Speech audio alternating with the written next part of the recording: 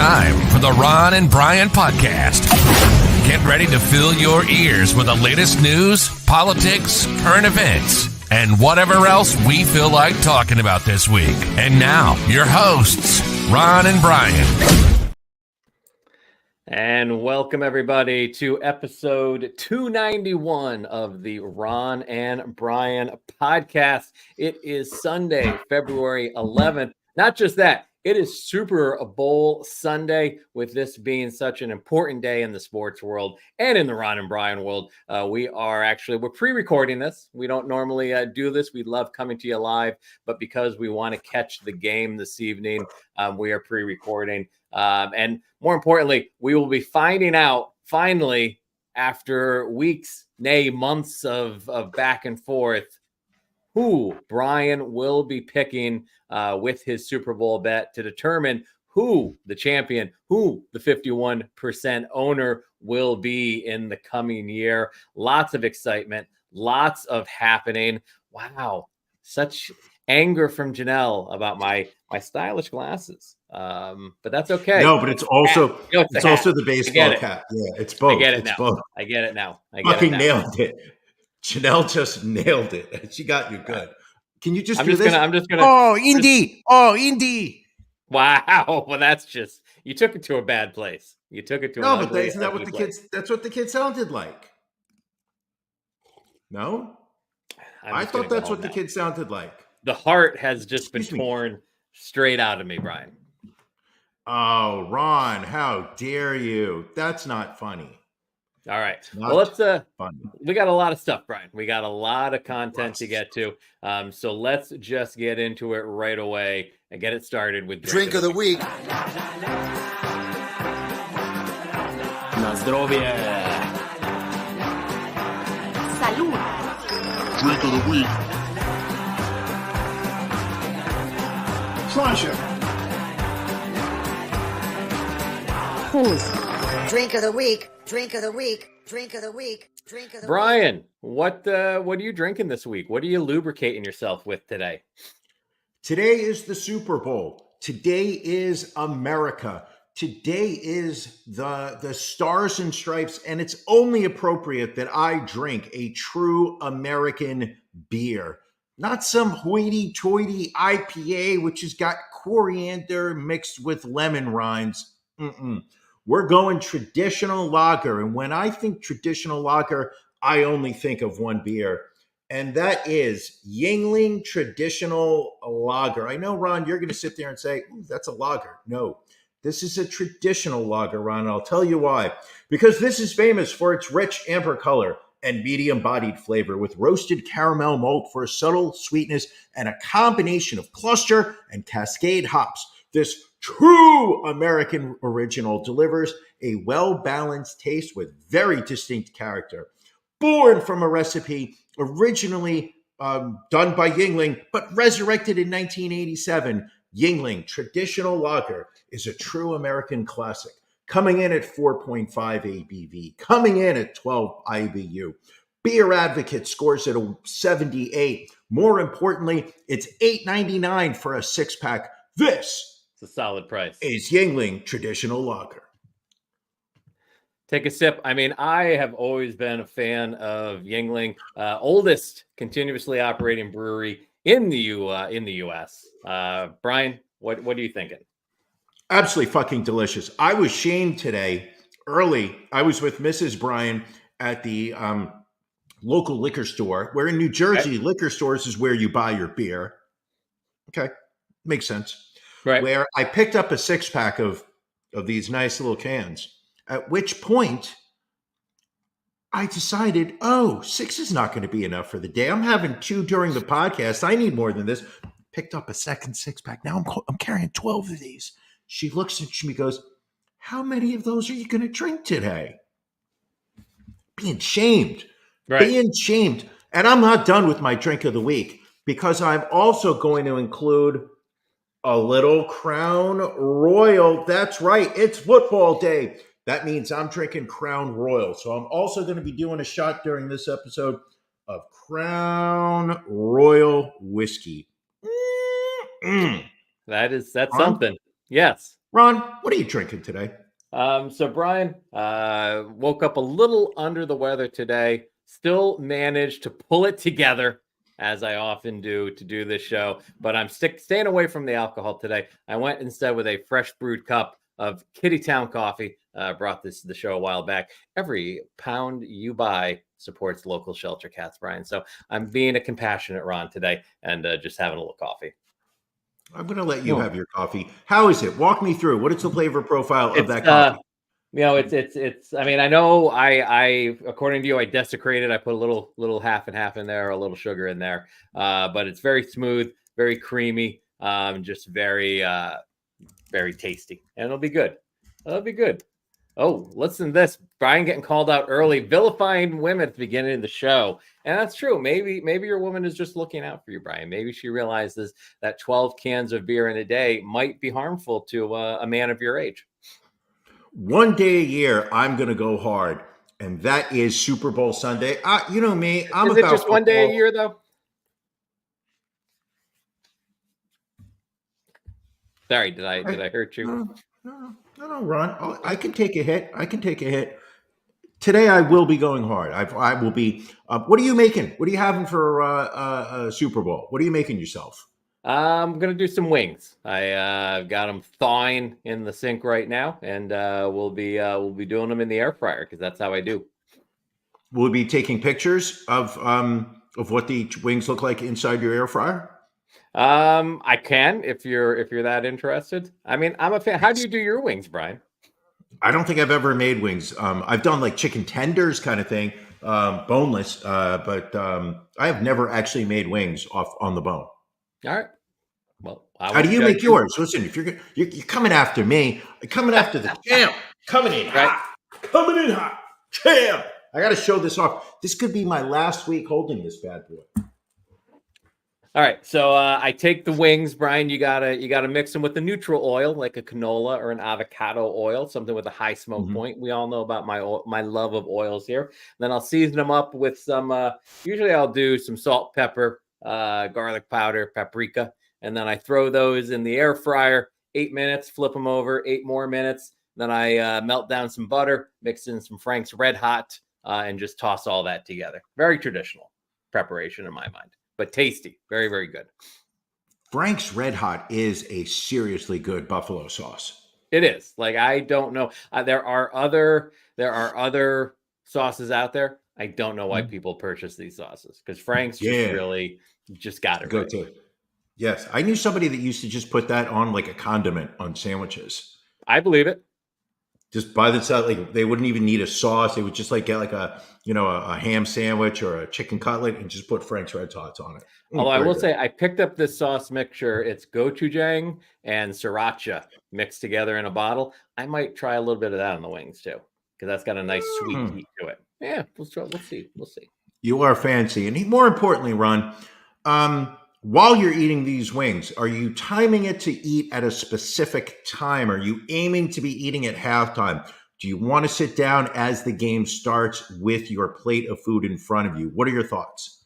I think I kind of want to have them ready for kickoff, to have the main meal. And then, maybe there's some snacks. Maybe there's some cheese and crackers later on in the game.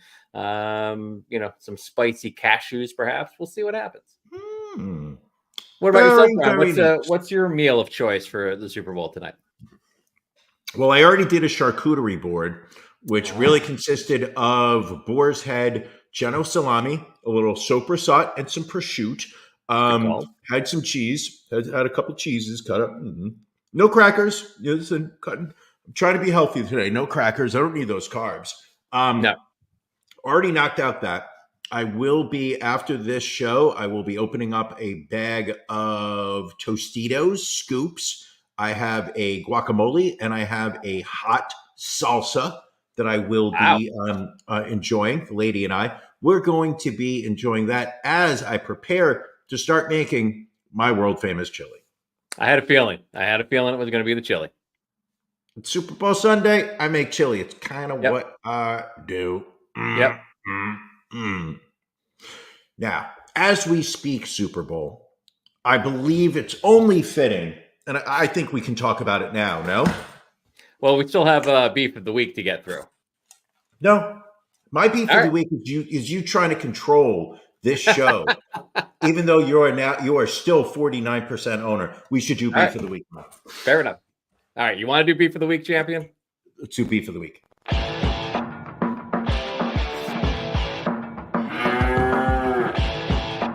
Ron and Brian's Beef of the Week.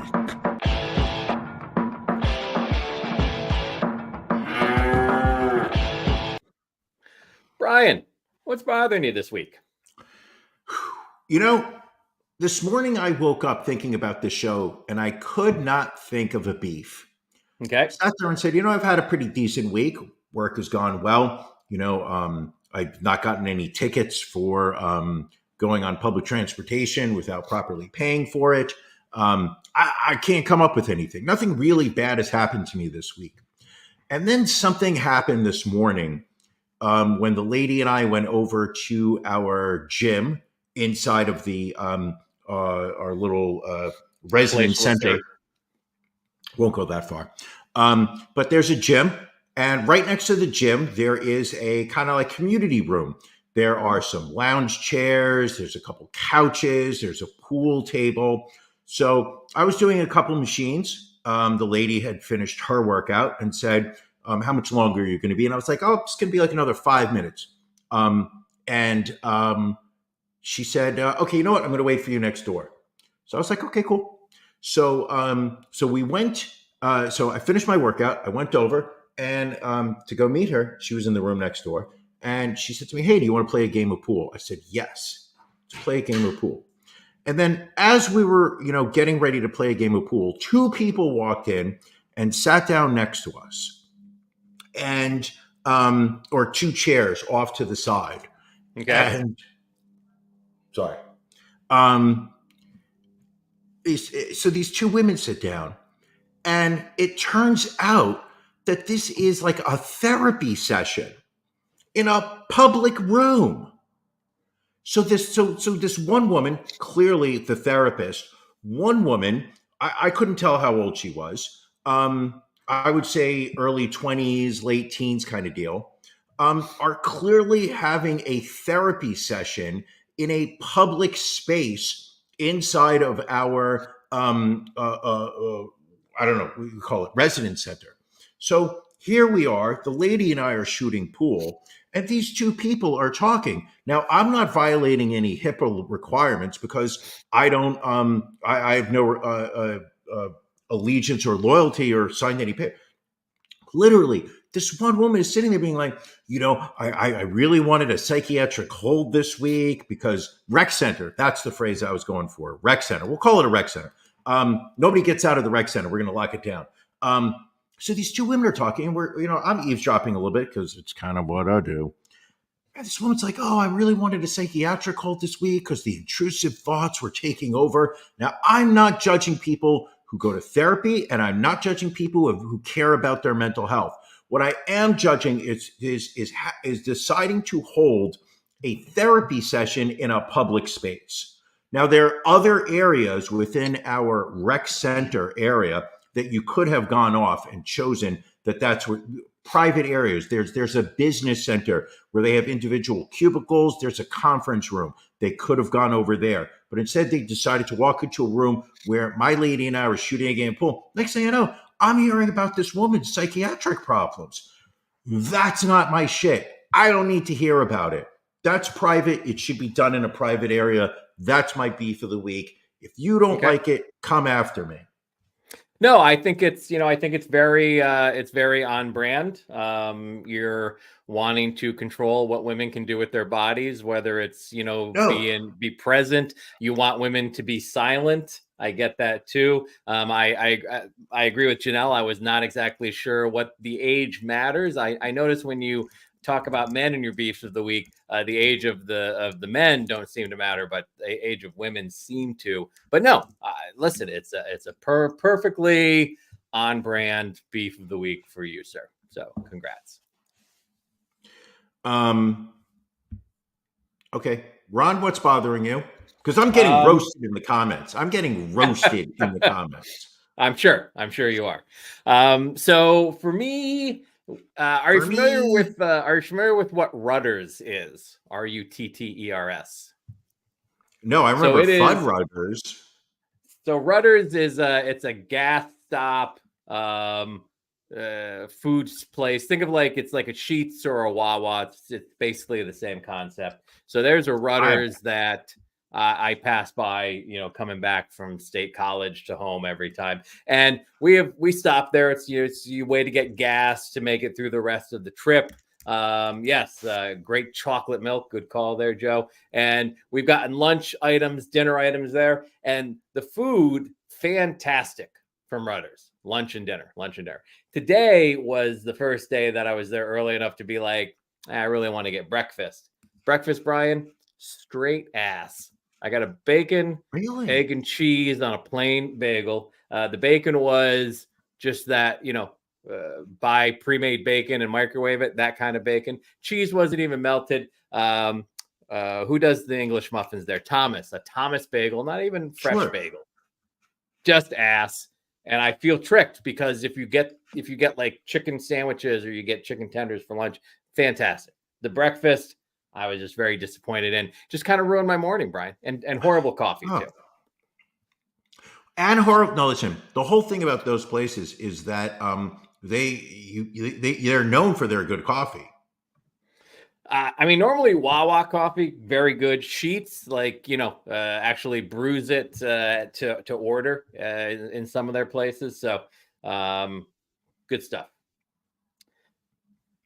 But not their breakfast. Billy's never heard of Rudders. Is it more Wawa or 7-Eleven? I say it's more Sheetz actually, because it's a glorious, just any kind of food you want, snack food. The beverage center is amazing. The alcohol you can get there, fairly impressive. It's impressive whenever a gas station in Pennsylvania has a liquor license, which is very rare. Mm-hmm. The fact that you can buy like some tall boys and then get behind your 18-wheeler and run a family of 4 off the road. I'm always impressed by that. Look at this. This can is about the size of my head. It's a good size. That's what the lady says.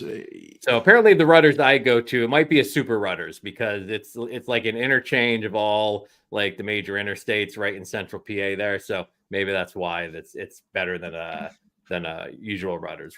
Most Rudders are 7-Eleven. All right. Well, then maybe I shouldn't be surprised with the quality of the food. Okay. Well, I think, what's the lesson here? The lesson here, go with what you know, Brian. Go with what you know. Were you near a Sheetz or a Wawa or no?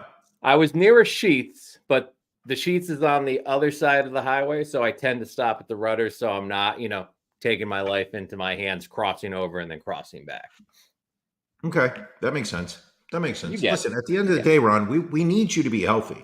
We cannot have you getting hit by a car. No, it needs to be. I need to be here. I need to be running things. Brian, again, ton of stuff. Let's get to our stories of the week, and then maybe we get to all the sports we have lined up here. As longtime listeners know, we like to pull some different stories that we want to make sure we don't get passed on. And Brian, what are you bringing to the show this week for your story of the week? I am bringing an update on a story that we did, I would say, maybe 6 months ago. I think, do you have a photo of Brianna Kingsley? I believe I do. Okay. Brianna Kingsley, the woman on the right, I'm pretty sure. Not positive, but it's the New York Post, when they were attributing this photo, did not state whether it was Brianna on the right or left. And I'm not looking to piss anyone off. I know I've already pissed off Allie. We know that's already the case, but I'm taking a step back because I don't want to piss anyone else off. But we did this story, I would say about 6 months ago. There was a lawsuit that was going through the Michigan legal system. A transgendered woman was suing her ex-boyfriend for discarding her surgically removed testicles. She was suing because William Wojciechowski. God damn it! I'm gonna take flack for mispronunciation. That last name, William Wojciechowski. Wasn't that Barney Miller? Wojciechowski. Wojciechowski. Sergeant I was Wojciechowski. close. Yeah. So this is so Brianna, who's 40, filed a small claims petition against her ex, William Wojciechowski, who's only 37. You know, Ron, I like it. I'm always proud when an older woman dates a younger man. I'm a big fan of that dynamic. Anywho, so she was suing him because she claimed that she still retained the legal right to possession of her surgically extracted testicles that were preserved in a mason jar that was kept in the refrigerator next to the eggs. Apparently, she was demanding the immediate return of her human remains specimen, and she was demanding $6,500 in damages because William was refusing to return them. When they originally went for their initial court case, William claimed that he had tossed them out in the garbage when they had broken up, claiming that he had been humiliated by coverage of the case between the two of them. Well, apparently this judge had just recently announced that she was throwing the claim out of court. Brianna Kingsley not only does not get her testicles back, but she does not get the $6,500. So apparently, and I think this is setting legal precedent in the state of Michigan, is that when a couple breaks up and goes their separate ways, if you have any of your body parts that you've been storing in your refrigerator, make sure you take them with you. Otherwise, you are abandoning any future claim to them. Interesting. Ron, where are your testicles kept? Does Mrs. Ron keep them in a jar, or does she let you hold on to them? They're in a safety deposit box. I have willed them to you. I know you have asked for them. So upon my passing, that will be what I leave for you. You can fashion them into some earrings for yourself, a necklace, perhaps, whatever you prefer. I've already said I want to put them on a necklace. All right. Well, then you do you, my friend. Here we go. Janelle already saying that this was meant to be after dark. I disagree with that. I don't think so. It's, we had the original story in the main podcast. So every now and then we bring testicle derived content to the main podcast. Today's one of those days. Just shows you how special Super Bowl Sunday is. Ron? Yes. Ron? Yes, sir. What's your story of the week? So this has been a roller coaster of a story, Brian, that I have followed. I followed for all week because, I got that kind of time. This is Richard Ploud. I know right off the bat, Brian, you are not going to like him because he is a Frenchman, and we all know about your feelings about the French. But he has spent the last 8 years painstakingly piecing together 706,900 matchsticks to make a 23.6 foot model of the Eiffel Tower, easily beating the existing record by 2 feet. However, he received word last week from Guinness Book of Records that he used the wrong type of matchsticks to qualify for a record because they weren't commercially available. Heartbreaking, I can imagine. And thankfully, he got this out into the media because social media got behind this man, Brian. And thankfully, his matchstick dreams have been rekindled. Later on Friday, the Guinness Book of World Records said that it has changed its mind and considers his attempt valid and within the rules. Brian, do you think they should have kowtowed to peer pressure like this? Does it besmirch the world record?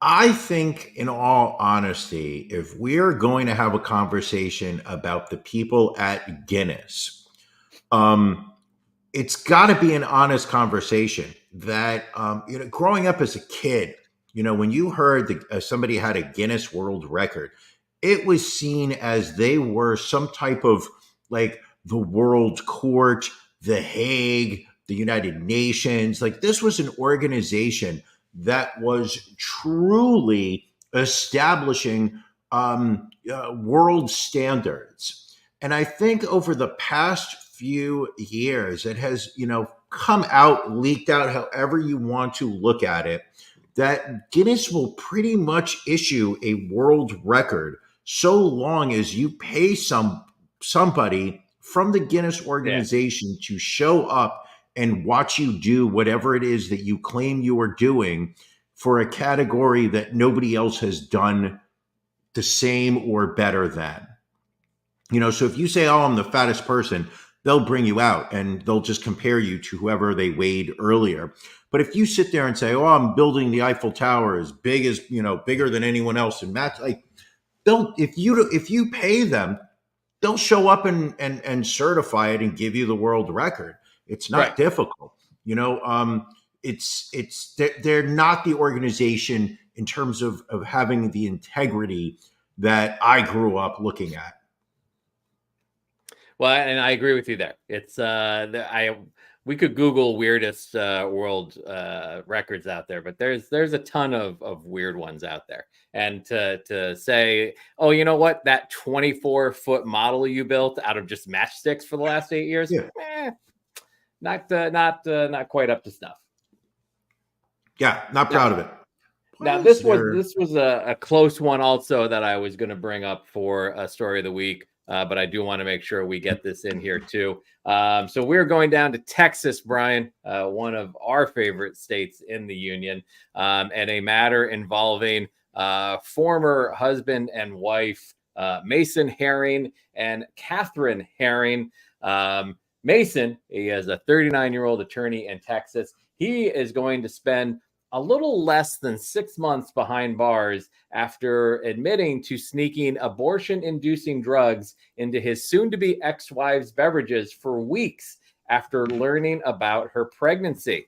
This actually took place a couple of years ago. He was caught. He was arrested. He had previously pled guilty to 1 count of assault of a pregnant person and 1 count of injury to a child under age 15. In exchange for his plea, prosecutors dismissed 1 count of assault, forcing an individual to have an abortion.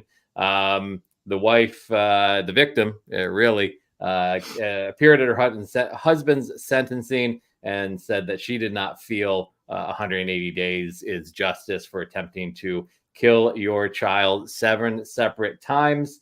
The court, it caused her to give birth to their daughter 10 weeks premature. The child spent months eating through a feeding tube, and the child will have a number of health conditions throughout its life because of this. What is also interesting, again, he is serving 180 days in jail minus time served, an additional 10 years of probation. What is I guess maybe a little hypocritical about this being in Texas is that if Catherine had gone and gotten an abortion herself within the state of Texas, she would have been facing murder charges and multiple years in prison. Yet this guy can slip drugs into her drink against her will. 6 months. Apparently, Allie can make problematic statements and just get away with it because no one's going to call her out because she's perfect, apparently. So wait a second. So it's against the law to give a woman a Plan B pill without telling her? Yeah. You sound surprised. You sound surprised by this.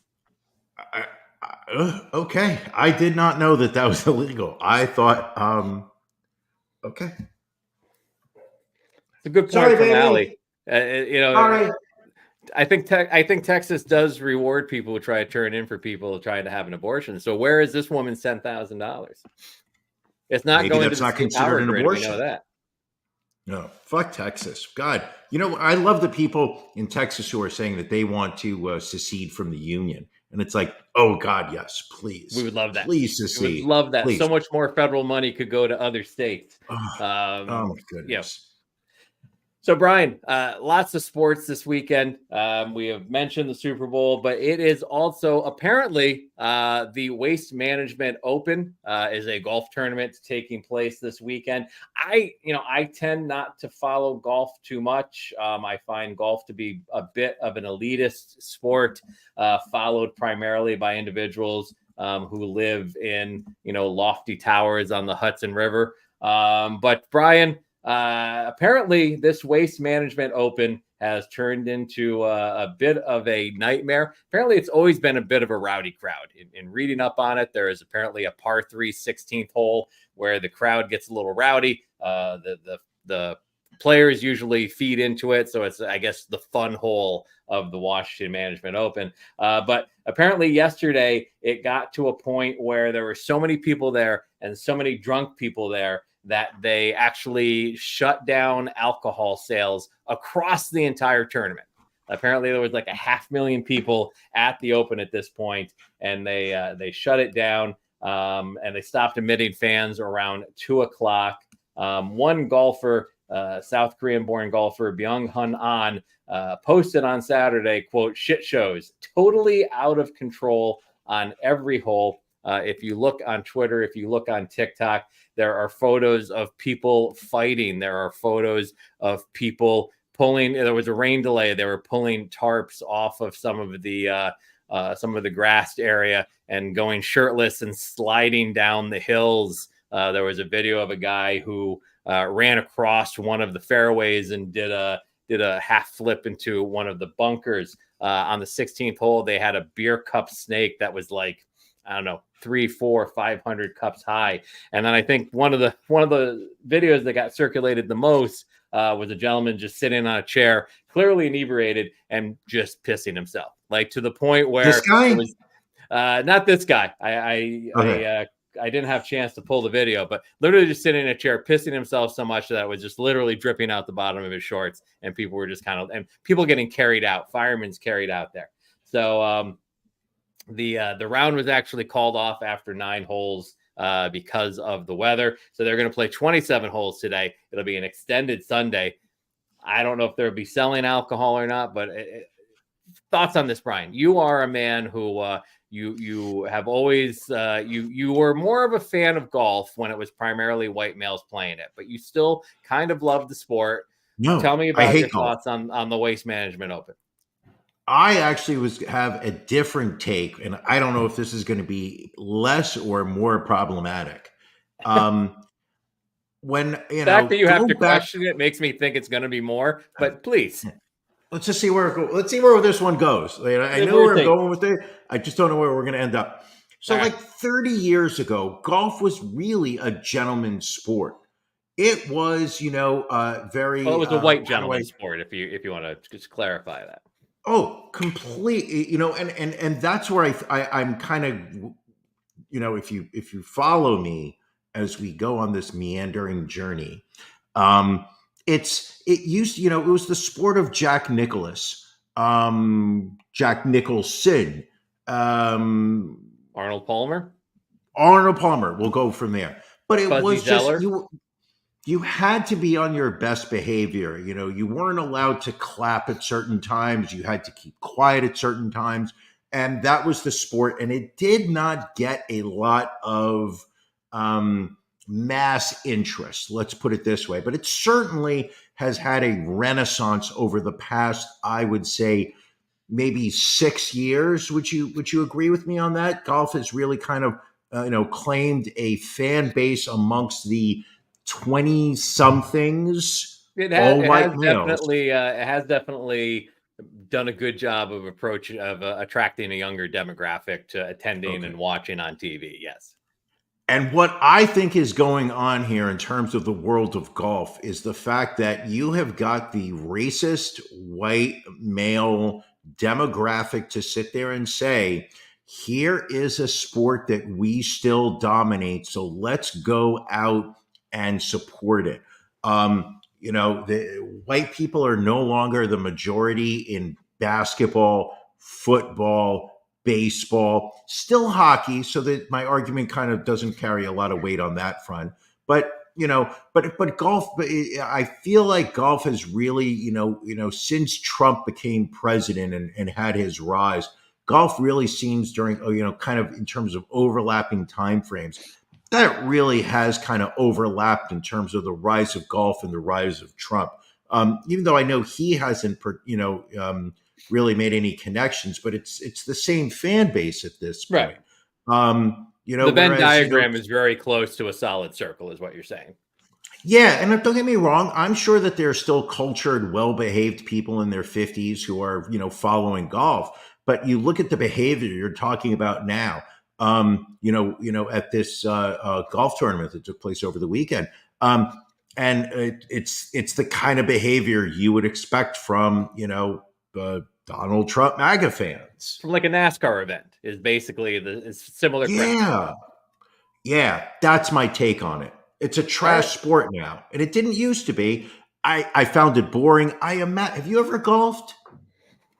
I've golfed a couple of times, because people say, "Hey, come golfing," and it's a difficult sport. I will say I'm a horrible golfer, but some people like it. It's what was the old expression? It's a good walk ruined. It's a good way to spend 3 or 4 hours drinking on an afternoon. Yeah, I think that it's a great way to have, I compare it to going to a baseball game in the sense of like, I imagine if you're sitting there with 3 really good friends of yours, it's a great way to spend some hours, hanging out with each other, conversating, having a couple beverages, a good way to spend a day. But, I find it a terrible spectator sport, like soccer. However, it's just, hey, if other people enjoy something, who am I to shit on it? There you go. Speaking of soccer, Brian, World Cup coming to your neighborhood as matches announced to take place in East Rutherford, New Jersey in 2026. How do you feel the world will respond to coming and experiencing North Jersey in person? Ron, if you are going to discuss Northeast New Jersey and the World Cup, please at least do it properly, do it correctly. We're not getting matches. We are getting the final game of the World Cup in 2026. Yes. Woo, I guessed it. That's right.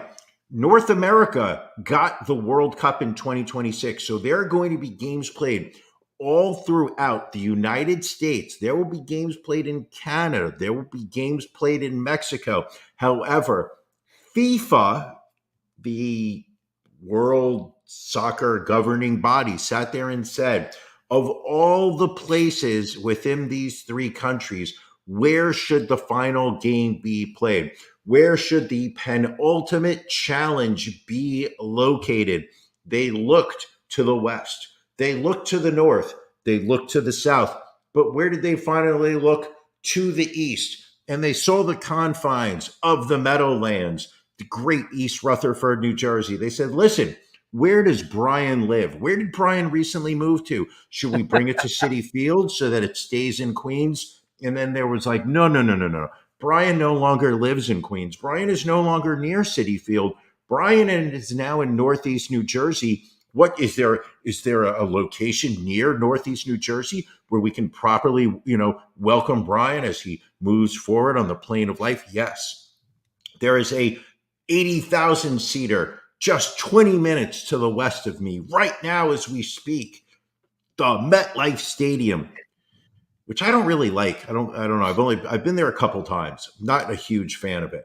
But for a stadium, for play football, great. Right. So that is where the entire world is going to wake up on a Sunday, and they are going to, all eyes will be in East Rutherford, New Jersey, not in Dumont, New Jersey, East Rutherford, New Jersey.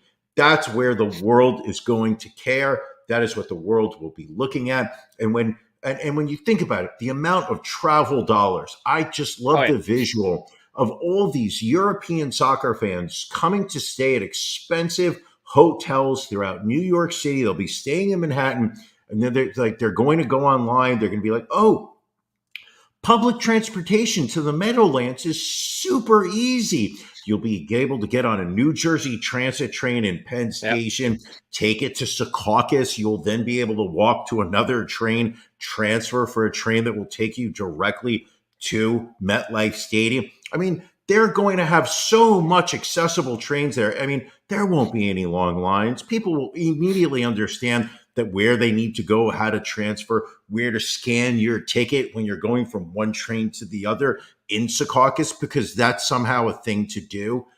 Ugh. Oh, it's gonna be fucking glorious. As you learned from your receiving a ticket experience the other week, the transit authority so kind to natives. I can't even imagine what it'll be like. Also, have you? So you're only 20 minutes now. We have 6 games here in Philadelphia, culminating in the final game, one of the finals or semifinals, I think, taking place on July 4th. They're saying that each one of these games represents a total of 26,000 hotel nights needed for people that are coming to watch. So that being said, and knowing how tough it is to get hotels in New York City and the surrounding areas in general, have you thought about Airbnb in your place during the World Cup to make a few dollars?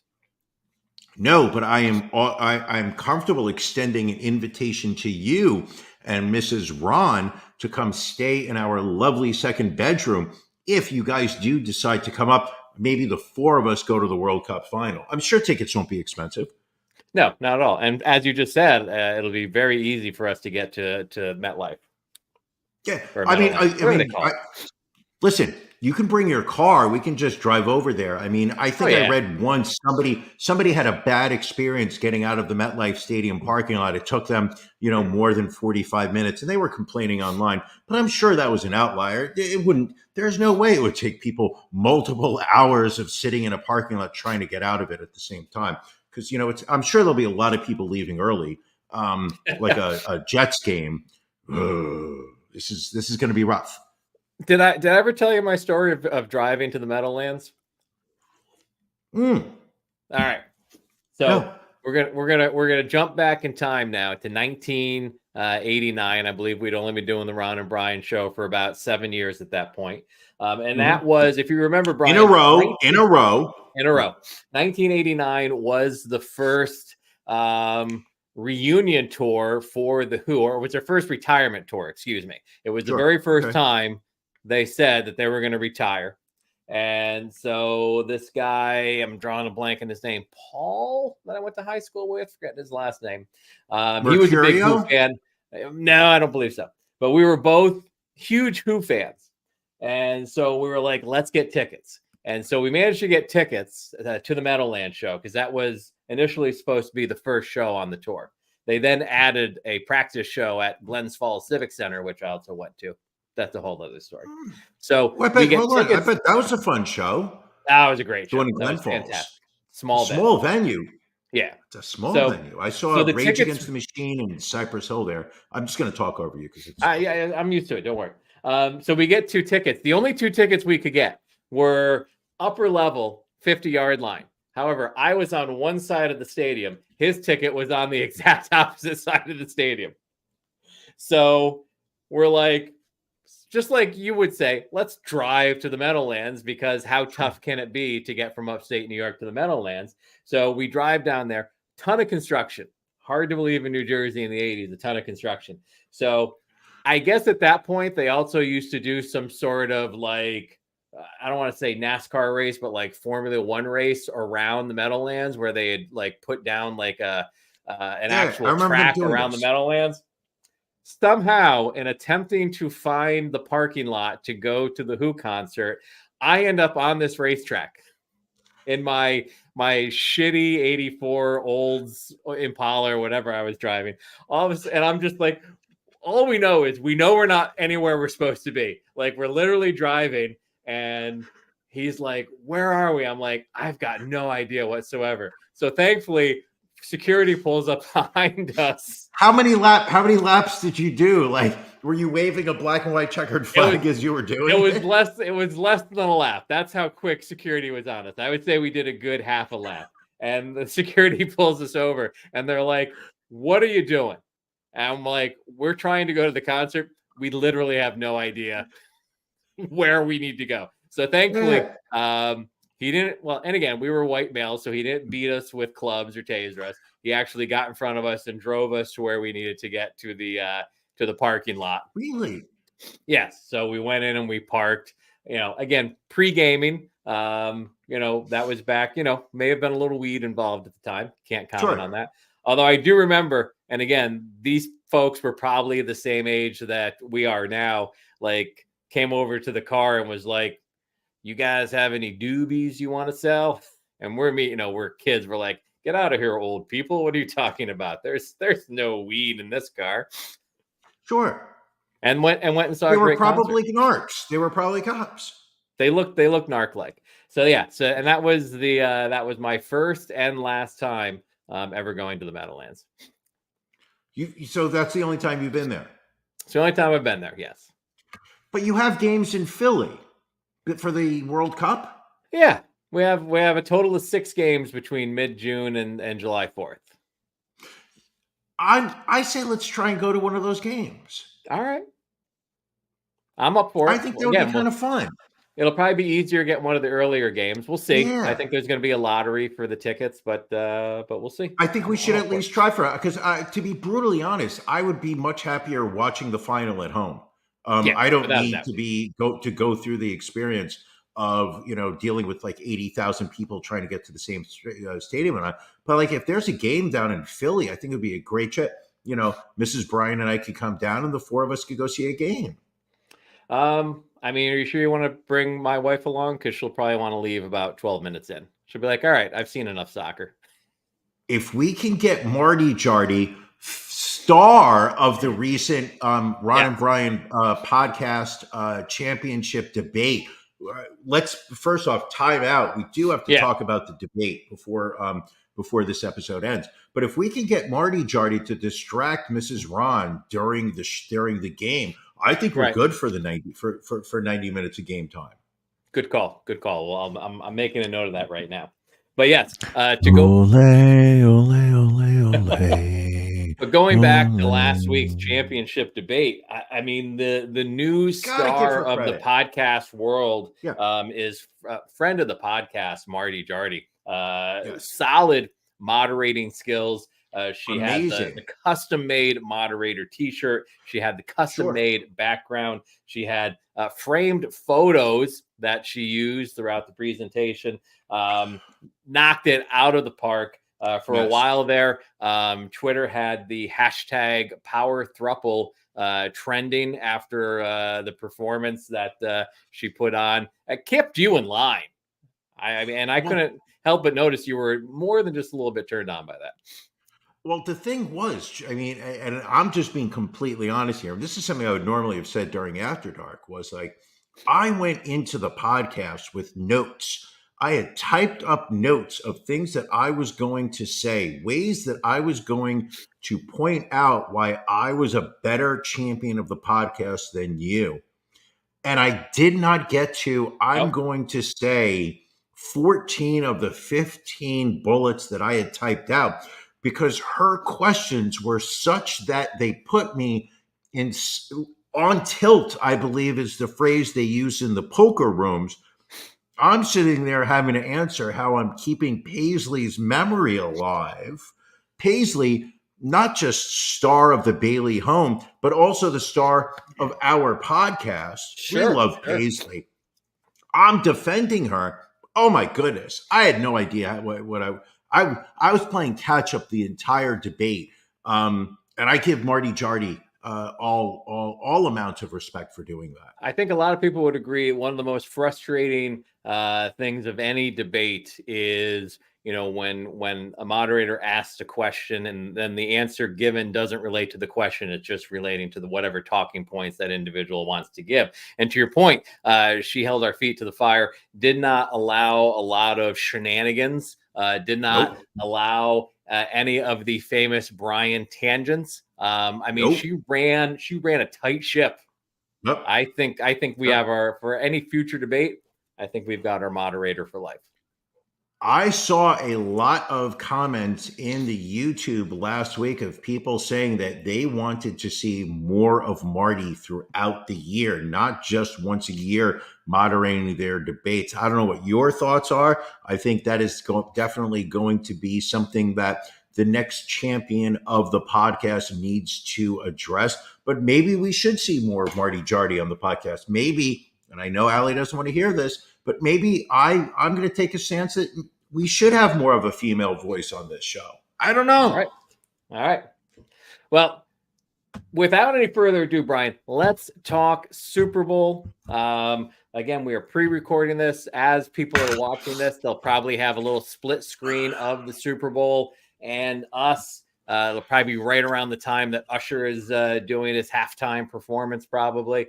Sorry. So, have you, Brian? Have you made a decision? We've been going back and forth. We've got a ton of wagering going on on this game. A lot of prop bets, a lot of straight up bets. I've heard this is going to be the highest wagered Super Bowl in history. $23.1 billion have been wagered through legal sports books. Can't even imagine what the off the books type stuff is. But there is only one bet, Brian, that really matters in this Super Bowl. And it is the Super Bowl bet that decides who keeps that belt, who is the 51% owner for the coming year, who gets to call themselves champion. Brian, you've had a lot of time to think about it. I will say, last year, I made my pick on the show the week before the Super Bowl. I manned up and I did it. You did not have that much faith in yourself, so you wanted to put this off as long as possible. Have you made a decision as to what the bet would be? Let's see if the line has moved any since we last checked on it. Hold on, I'm just pulling it up here. So the line is still Niners -1.5. So very close. Okay. I mean, pretty much almost an even money type proposition. Have you made up your mind, Brian? I have decided. Okay. Hold on a second. I need to have some water. I understand. It's a very important decision for your future. Oh, I'm sweating. Breathe. If you're not watching the YouTube, you would. Okay. Brian is glistening. He's sweating so much. 1 year ago today, give or take, we sat here on this podcast. Ron, you were champion. I was not. You had 51% ownership of this podcast. I had 49%.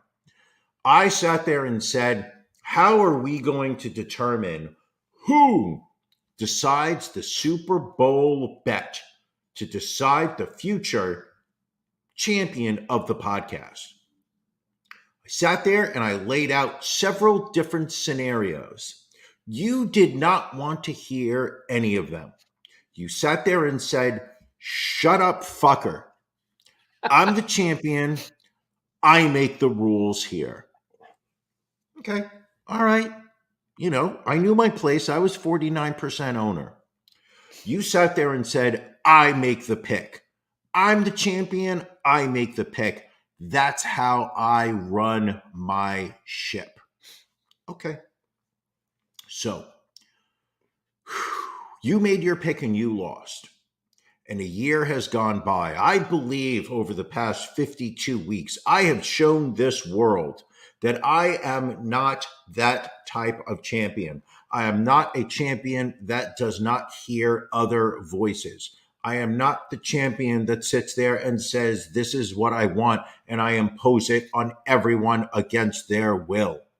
So as the reigning champion of this podcast, I'm going to do something different this year, Ron. Really? I'm going to sit there and as champion, because I know that I am for the people. I am magnanimous. I am generous. I do care. Ron, I'm going to do something that you didn't have the courage to do. I'm going to let you make the pick. I'm going to let you look at the odds, and I'm going to let you make the pick. Why? Because I trust that the heavens will look down upon me and say that whomever it is that my team is, that will be the victor of the Super Bowl. So, Ron, I look to you in your lily white suburban Northeast Pennsylvania, outside of Philadelphia home. Hold on, Northeast Pennsylvania.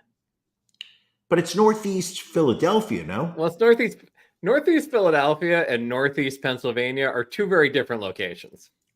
I don't know Not if you to know how insult people. how states work, but Not to insult the people of Pennsylvania, but I kind of mush it all into the same thing. Ron, I'm going to let you make the pick. Who do you want for the Super Bowl? well, Brian, it's the one wager I haven't really placed yet is on the outcome of the game itself. I've done a lot of player props. I've done a lot of over unders. Sure. It is in looking at Patrick Mahomes' body of work in his young career and how he has played being an underdog. It is very tough to bet against him. And in fact, I made that mistake last year by wagering on the Philadelphia Eagles, and that's why I lost the bet to begin with. However, I feel there is something different about this year. I feel that youth will be served in the form of Brock Purdy. So I feel comfortable saying that my pick is the San Francisco 49ers minus 1.5 in the Super Bowl. Lock it in, Brian. I appreciate you're doing this for me. What? No, we are not locking this in. You just said I got the pick. You just said I'm giving you the pick. I am champion, Ron, and I get to make that call. I am the champion. You just made the call. I decide. I don't care who you want. I'm taking the 49ers minus 1.5. If you want the Chiefs, you can have them. Patrick Mahomes, he's over. He's done, tired. Travis Kelce, I hope he tears an ACL during this game. And truth be told, I'm going to tell you something. I'm tired of all the Kansas City Chiefs and Taylor Swift coverage today. On February 11th, we are going to see the San Francisco 49ers rise like the Phoenix, and they are going to keep this championship belt in West New York, New Jersey. The 49ers will be the champion, and so will I. So you just lied. You lied and you said that you're giving me that pick. And now, because I'm the champion, I am the I make premier that pick. prognosticator, I'm a better picker than you. You steal that away from me, you son of a bitch. You know what? Only time will tell. And tonight when I go to sleep, I'm going to have this belt wrapped around my waist, my woman in my arm, and I'm going to bed the champion. Joe brings up a good point. Your comment about Travis Kelce's ACL. Bad karma for an accident-prone person to be saying. Jesus Christ. I mean, I've already torn my ACL in my sleep. So, like, Jesus. I mean, what and at the very least, what worse could happen to me? I know some of the wagers you've made. You need Travis to get at least 7 receptions and 70-plus receiving yards and a touchdown. So you better hope if it happens after he hits those numbers. Listen, when I'm getting an odds boost from DraftKings, I'm taking that bet. You know, the house always wins. So the only way that you can kind of even those odds are to take any advantage you can get. When DraftKings offer me an odds boost, I'm taking it, even if I don't think it's going to happen. Another pool that people always keep up on is our death pool, Brian. And there was motion this week. There was a ton of motion. Well, first I should say we had one passing, which did not, no one had picked. It's people, I guess maybe this individual didn't quite qualify as a celebrity in some people's mind, but he qualified as a hero in our mind, Brian. And that is 9/11 firefighter Bob Beckwith, who posted, he was in the famous photo with President Bush the day after 9/11, standing with him on the rubble as George Bush said, you know what, I finally have a reason to go blow up brown people. And so he was very excited about that. He was a man who, along with a lot of first responders, had to fight for coverage for first responders for the various illnesses that they suffered for their time working at Ground Zero. He passed away of Ground Zero related cancer at the age of 91. It was melanoma that had spread to his lungs and brains after a years-long battle. Has there been any talk that cancer is related to the 9/11 fumes that he was bringing? Oh yeah, it was already determined that it was from him working at Ground Zero. I just that's sad. That's absolutely sad that this guy was used for propaganda purposes, and then the government wanted to turn their back and let him die. Fuck it. That's terrible. It is. You know what? It reminds you of just how great what the efforts that And I'm not trying to blow smoke, and I'm not trying to take political sides, but the level and degree that Jon Stewart, TV personality, has gone through to stand up for the cause of the people that worked down at 9/11 at the Trade Center site, cleaning up that debris, breathing in those toxic fumes, ensuring that those first responders were going to be taken care of. The number of pieces of legislation that the Republican Party has shunned that would directly ease the lives of those people, that the number of times Jon Stewart has gone down to Washington to shame the Republicans into supporting legislation to provide government money to help those people that ran to Lower Manhattan, to help the cause on 9/12, on 9/13. It's in that Republican mind. 9/11 happened, and afterwards, let's forget about it. We can move on to Iraq and start killing people, like you said. But Jon Stewart has, stepped up for the firemen in New York and in the tri-state area, the police officers, the Port Authority officers. Fuck the Port Authority officers who gave me the ticket last week. That's, not all of them, just that one dude. Just that guy. Who was just doing his job. He was just doing his job. So I don't know where Anchor is coming from. But Jon Stewart gets a lot of credit in my mind. Yeah, and thankfully they finally have healthcare guaranteed in perpetuity. But yeah, the fact that they had to fight as long and as hard as they did, kind of disgraceful. I mean, I will tell you something. I think we've talked about this in various ways. Like, you and I would not have been on that pile. Like, we're not built for that. We're not built for that kind of self-sacrifice. I would have sprained an ankle just climbing to the top of that pile. Like, I would have approached the pile, and as I started to navigate the different levels of debris, I would have sprained an ankle and hurt myself. So I have no business going up there. But that's not the only death that took place. There were others, Ron. There were others passing away earlier this week. Country music superstar Toby Keith passing away at the age of 62 after a 3-year battle with stomach cancer. We had 2 people in the death pool that had picked Toby Keith. Susan B. and Bob L.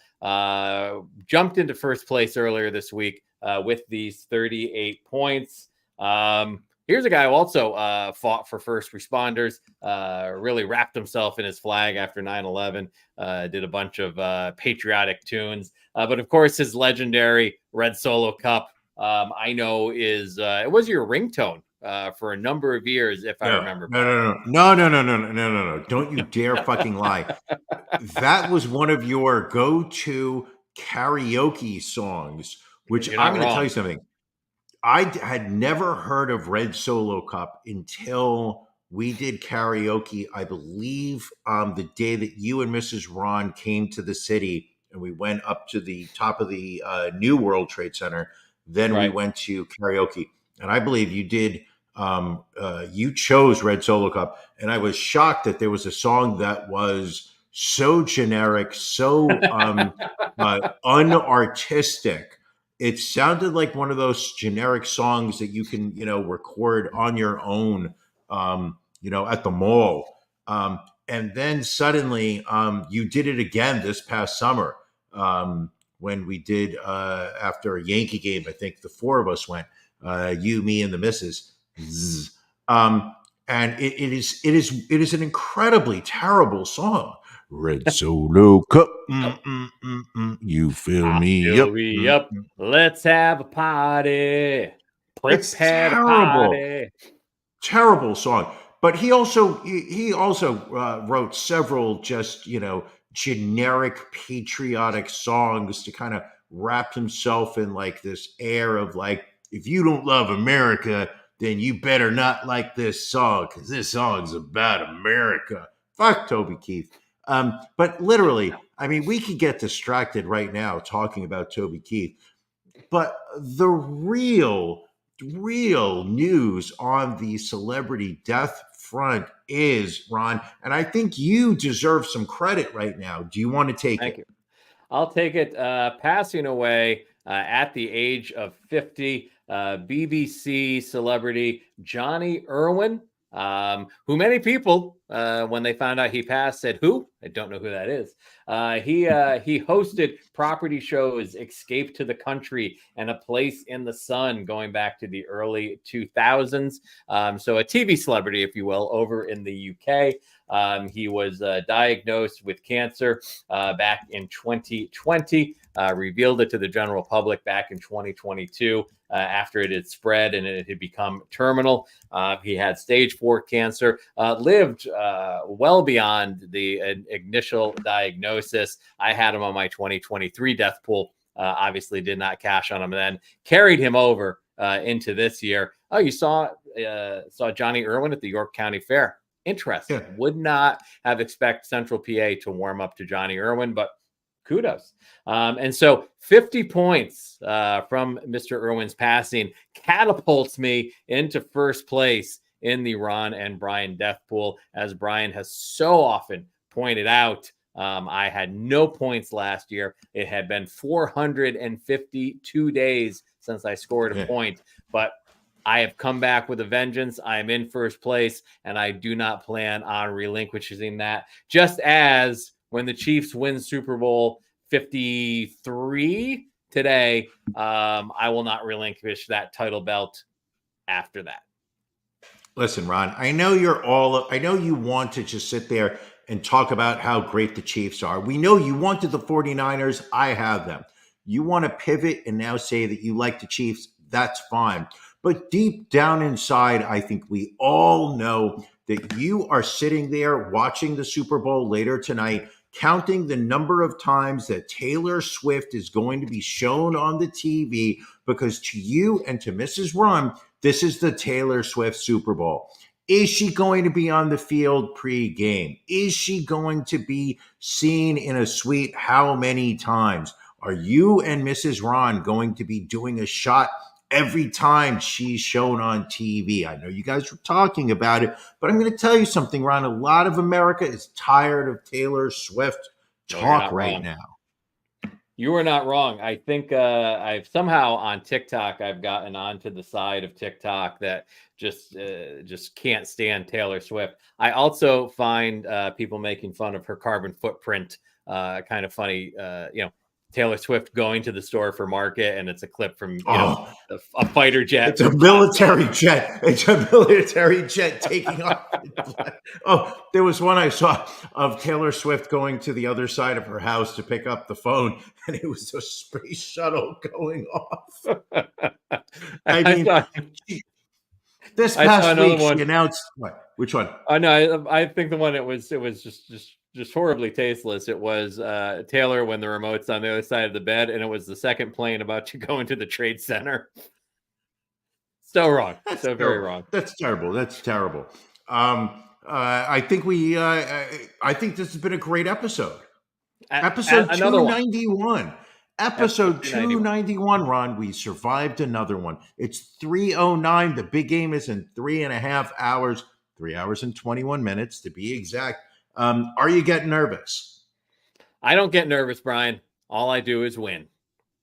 Okay. All right, sir. Well, let's see. There's a big game coming up. A lot at stake. How many? No, we'll talk about that after dark. All right. By the way, let's talk after dark. Listen, people. We've been talking about it for 290 episodes. This will be the 291st. Ron and I have pledged that if you have an internet connection, every week you will get 1 hour, a minimum of 1 hour of free content from us. We will, regardless of the state of the world, as long as there is breath in Ron, And as long as there is a heart beating in Brian, we are going to do an hour of free entertainment. Boom. That is why we do this show. However, we are going to say this. It was how many years did we sit there and do the show where people kept reaching out to us saying, how can we help you? How can we support you? Right. I'm supporting other causes. Right. It was at least 28, maybe 29 years that we were doing the show. And people were like, how can we help? And Ron and I were like, no. This isn't about how you can help us. This is how we can help you. However, I'm not going to lie. We have been under this crushing boot of Biden economics. And I'm not proud to admit this, but it has had its effect. The cost of running a podcast, a YouTube show, has skyrocketed under the communist, stranglehold of the current administration, to the point now where Ron and I, a couple of years ago, sat there and said, you know what? People want to help. We don't need them to help. We're happy to take a loss on the show. We'll go out of pocket. That's why the business model wasn't sustainable, but we were going to do it for the people. We would take the loss so that people could watch the show. But you know what? We sat there and said, let's figure out a way that others can help if they so choose. Some people have some disposable income and they want to help. And they say, listen, we appreciate the efforts you do. We want to help. We created a Patreon. Well, we didn't create the Patreon. We created a page on patreon.com. If you go to Ron and Brian Podcast right now, you see this banner rolling down there. Go to ronandbrianpodcast.com. Click the link in the upper right-hand corner that says become a Patreon. Something like that. Become a patron. Close. Yeah. Click that link, follow through, sign up. For as little as $5 a month, you are helping offset the costs that Ron and I have been going out of pocket for years to keep this show running, to keep this show free for the masses. People in Indonesia are not signing up for the Patreon. People in Malaysia are not signing up for the podcast. People in Ukraine not signing up for the podcast. The truth is, people in the developed first world with money to burn are like, we're doing the podcast. We're going to do the Patreon. So $5 gets you an audio file once a week, extra bonus content, a minimum of a half an hour of stuff that does not meet, how do I say this? I don't want to say the critics at YouTube and Facebook. I'm just going to say the censors on these sites. They don't like the stories that we talk on the Patreon. After Dark is what we call it. $10 a month, you get a link every week. You get to watch live as we talk about it.